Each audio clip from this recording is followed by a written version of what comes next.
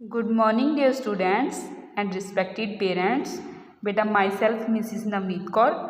तो पहले आपकी क्लासेस नवदीप मैम ले रहे थे, आज से मैं आपकी क्लास ले रही हूँ हिंदी की। तो आपको नवदीप मैम ने इंट्रोड्यूस बुक के बारे में करवा दिया था, ग्रामर बुक के बारे में भी और नोटबुक के बारे में भी आपको बता दिया था, और आपका फर्स्ट लेसन भी कंप्लीट हो गया था। आई होप सभी ने फर्स्ट लेसन का book work and notebook work कर लिया होगा। तो बेटा ये है मेरा कॉन्टैक्ट नंबर 9781904128। आपको कुछ भी पूछना हो तो आप मुझे इस नंबर पे कांटेक्ट कर सकते हैं। तो आज की क्लास में हम पार्ट नंबर 2 ईमानदार बालक को रीड करेंगे। तो पहले आपने तिथि और दिन राइट कर लेना है सुंदर हैंडराइटिंग में। तो फिर ये एक कहानी है, तो आइए इसका पहले ईमानदार बालक के, ये मेरा बेटा कहानी नहीं नाटक है हमारा, इसके पात्र हैं अलग अलग। इसको रीड करने से पहले हम पाठ परिचय देखते हैं।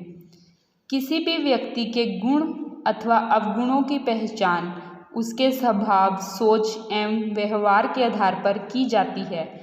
ईमानदारी और आत्मसम्मान मनुष्य के ऐसे दुर्लभ गुण हैं जिनका आज के समाज में अभाव है, परंतु एकांकी में एक बालक के माध्यम से न केवल इन गुणों के महत्व को बताया जा रहा है, साथ ही इन्हें जीवन का मूल मंत्र बनाने की सीख भी दी जा रही है। तो इस एकांकी जो नाटक है, इसके माध्यम से हमें क्या सीख दी जा रही है कि हमें भी ईमानदारी और आत्मसम्मान के गुण होने चाहिए, जिनका आज के समय में अभाव चल रहा है।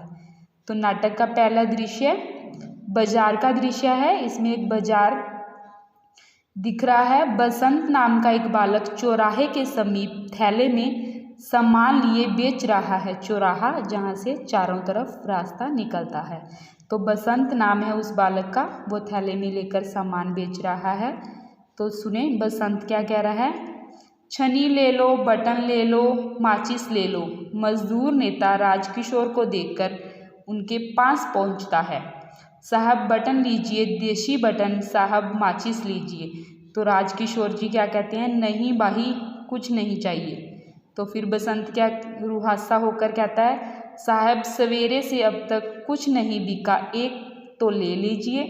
फिर राजकिशोर जेब से पैसे निकालकर, तुम्हें पैसे चाहिए, ये लो पैसे और जाओ। बसंत अकड़कर, नहीं साहब नहीं, मैं पैसे नहीं लूँगा, यह तो बीक है, मैं बीक नहीं लूँगा, आप कुछ तो खरीद लीजिए।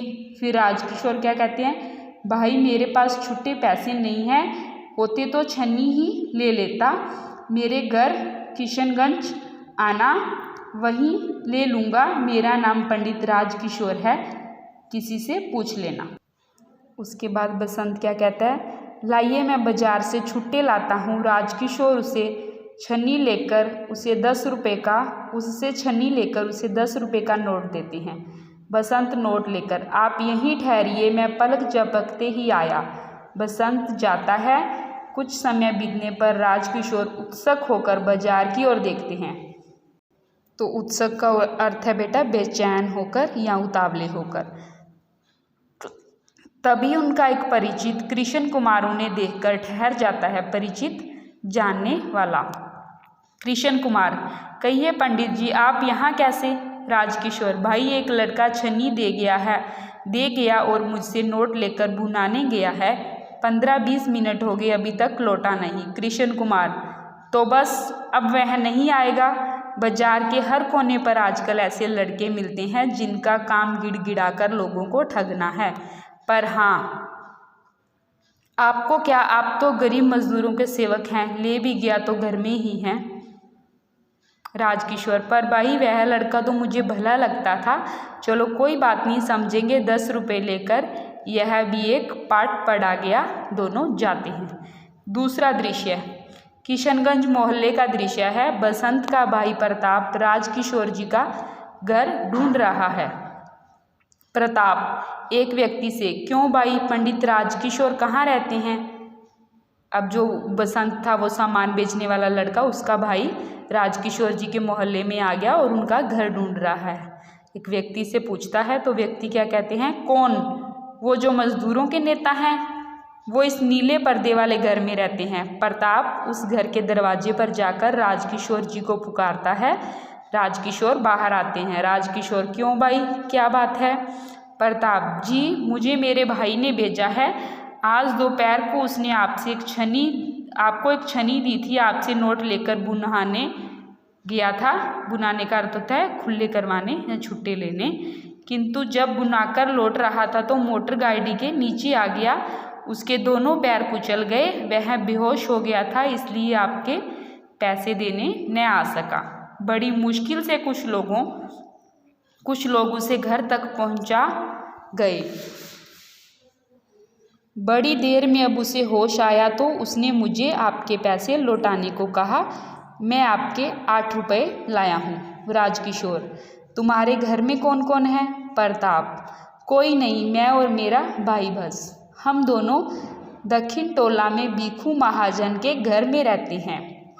पिछले वर्ष जो दंगा हुआ था उसमें हमारे माता पिता को किसी ने मार डाला था। राजकिशोर, मैं अभी तुम्हारे साथ चलता हूँ अंदर की ओर पुकार कर। मानसिया, मैं दक्षिण टोला जा रहा हूँ, तुम इसी समय डॉक्टर को लेकर वहाँ जल्दी आओ। बीखू महाजन का घर पूछ लेना, प्रताप को लेकर साथ चलता है। तो बेटा ये 2 दृश्य हमने रीड कर लिए। तीसरा दृश्य कल करेंगे। आप अच्छे से इसको रीड कर लेना जो दोनों दृश्य मैंने करवाए हैं। Thank you, have a great day.